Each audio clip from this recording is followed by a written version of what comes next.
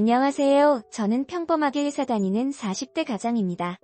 저는 5남매의 넷째로 형제 북적이는 곳에서 자랐지만 아내는 무남 동료 외동딸로 형제 없이 외롭게 자란 케이스입니다. 그래서 아내는 저와 결혼할 때부터 아이를 많이 갖고 싶었어요. 아내는 저를 보고 5명은 낳고 싶다고 했는데 아내가 다낭성 난소 증후군이 있어 습관적으로 유산을 반복했습니다.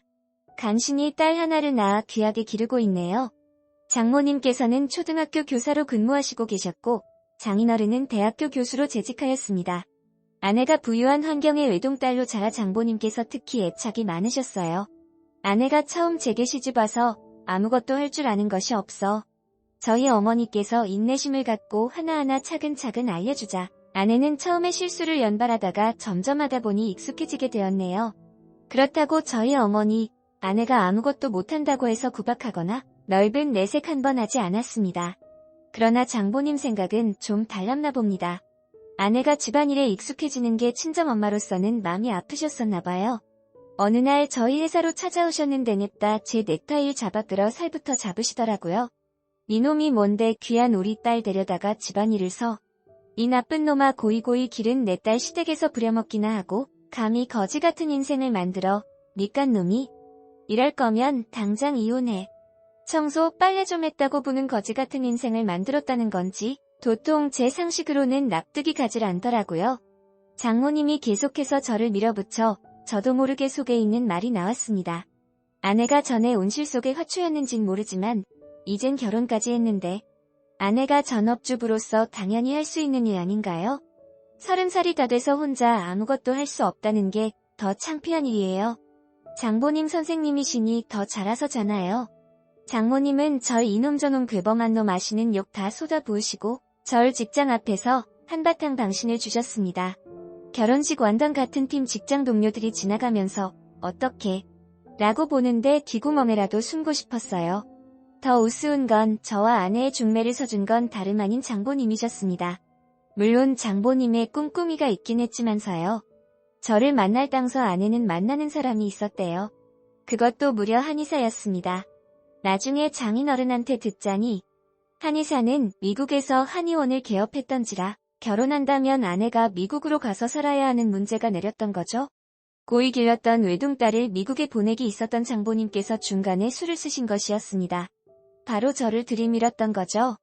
하지만 장모님은 막상 아내와 제가 또 잘 되자 예전 아내 사태처럼 다른 남자들을 아내에게 밀어넣기 시작했습니다.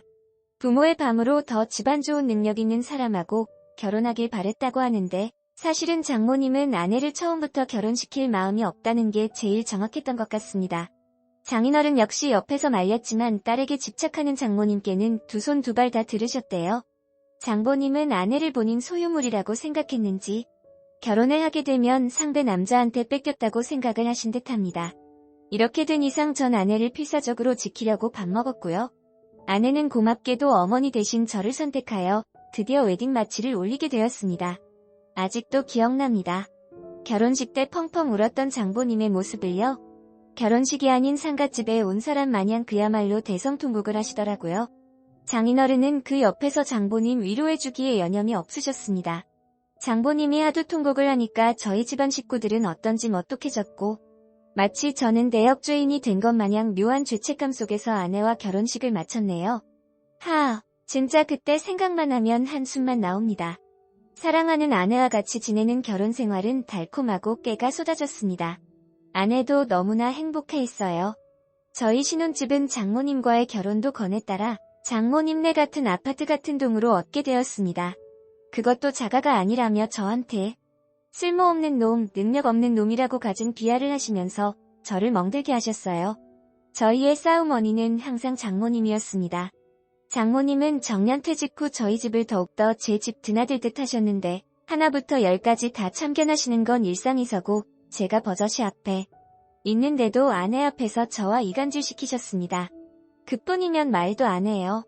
사사건건 본인이 헤어지게 한 남자들의 조건들을 언급하며 그 좋은 조건 사람들 다 놓친 게 너무 아쉽다. 이럴 줄 알았으면 한 해 사랑 결혼해서 미국을 보내든지 예전에 만났던 검사랑 그냥 결혼 킬 걸 그랬어. 우리 딸 불쌍해서 어떡해. 저는 너무 불쾌했지만 이젠 장보님의 성격을 잘 아는지라 이해하고 위로해드렸습니다. 죄송해요 장보님. 저 부족하지만 더 잘할게요. 그래도 우리 아내 저 만나서 행복해하고 장모님하고도 가까운데 살고 좋잖아요. 전 이게 행복이라고 생각해요. 장모님은 그럴 때마다 항상 한심한 눈초리로 보시며 배알도 없다고 혀를 끌끌 차였습니다. 어쩌라는 겁니까? 할 말하면 버릇 없다 밉다 하시고 이해하면 저더러 배알 없다고 하시고 그치만 장인어른은 제 편이었어요. 장모님과는 달리 저 성실하고 착하다고 항상 지켜 세워주셨습니다. 정말 자네 볼 면목이 없어. 우리 딸 아무것도 할 줄 아는 게 없어 소박 안 맞으면 다행이라고 생각했는데 자네처럼 좋은 사람 만나 내 얼마나 마음이 놓이는지 모르겠어. 우리 딸 잘 좀 봐주게나. 하며 제게 미안해하시며 가족으로서 보듬어 주셨습니다. 그러던 중 청천벽력 같은 일이 벌어졌어요. 장인어른이 예상치 못한 교통사고로 운명하시게 되셨습니다. 빗길에 신호등을 건너셨는데 장인어른을 미처 못 본 신호를 무시한 차 때문에 그리 되셨다 합니다. 장인어른과 싸운 정 때문에 저는 더 가슴 아팠고 사위로서 곁에서 효도하지 못한 무거운 밤에 참 많이 울었습니다. 장인어른을 그렇게 보내드린 후 장모님은 한동안 우울증에 걸리셔서 저희 집에 보였습니다. 몇 날 며칠을 밤을 지새서며 안 하시고 장인어른의 빈자리를 그리워하셨어요. 덕분에 장모님의 딸에 대한 집착은 날이 갈수록 심해지셨습니다. 제게 일부러 트집을 잡아 잔소리를 달고 사시더군요. 당장이라도 이사가고 싶은 마음이 굴뚝 같았으나 혼자 된 엄마를 안쓰러워하는 아내 때문에 참았어요. 시간이 흘러 저희는 아기를 갖게 되었습니다. 몇 번이나 유산된 뒤 가진 아기라 더 귀하고 소중하게 느껴지더라고요. 아기가 안정기에 다다라서 임신 발표를 했을 때 저희 집 축하한다고 기뻐하지만 장모님은 제 아내를 때리며 신세 망쳤다고 이제 어떡할 거냐며 왜 저런 남자 씨를 받아들였냐고 우시며 난리를 쳤습니다. 저 너무 화가 나서 장보님 배우신 분이시라니요. 이제 손주 생겼는데 기쁘지도 않으세요? 어쩌면 말씀을 그렇게 못되게 하세요? 라고 하니 장보님께서 감히 니까짓게 나를 가르치려 하냐고 근본도 없는 놈이라고 한참을 잡았습니다. 매번 가만히 있는 아내도 화가 났는지 제 편을 들고 나서더군요. 엄마 이럴 거면 다신 집으로 오지 마세요.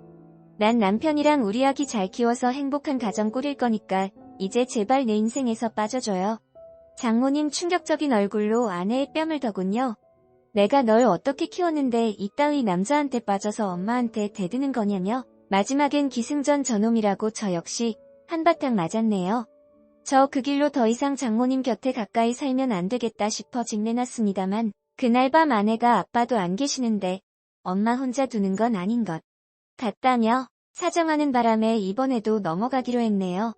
하지만 급기야는 장모님, 제 형제들에게까지 손을 뻗치기 시작하더라고요. 저희 집에서 멀지 않은 곳에 저희 친누나와 남동생이 살고 있었습니다. 아마 장모님은 저와 아내를 이혼시키기 프로젝트를 진행 중이었던 것 같아요. 제 남동생은 보험회사 영업을 했는데 갖은 더러운 방법으로 실적 따낸다고 허위사실을 회사에 유포했고 음식점을 운영하는 누나에게는 위생이 불결하다며 식약처에 고발하여 억울하게 영업정지까지 먹었습니다. 제 형제들까지 건드리니 도저히 참을 수가 없더라고요. 전 집으로 돌아와 장모님이랑 아내가 같이 있는 모습을 보고 냅다 아내 손부터 잡아 끌었습니다. 그리고 나인지 장모님인지 둘 중 하나 택하라고 했네요. 나 이제 다신 장모님 못 볼 것 같아. 장모님 때문에 누나랑 내 동생이 부는 꼴을 당했는 줄 알아? 선택해. 나인지 장모님인지. 저는 잔뜩 흥분해 악에 받쳐 소리 질렀습니다.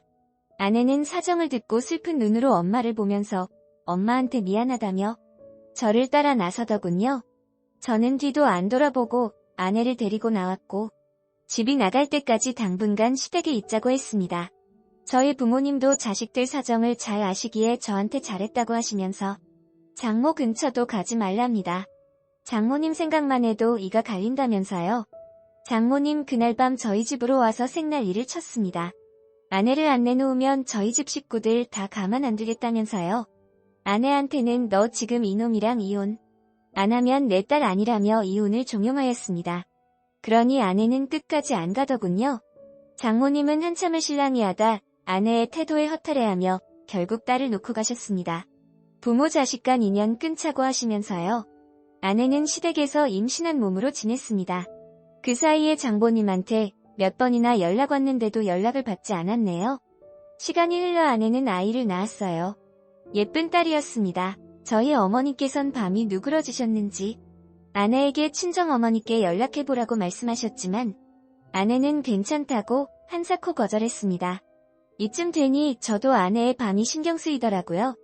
여자가 아이를 낳으면 친정엄마가 가장 생각난다고 하던데 큰맘 먹고 아내를 위해서 장보님께 찾아갔습니다.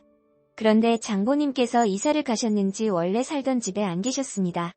전 수소문해서 장보님을 찾기 시작했어요.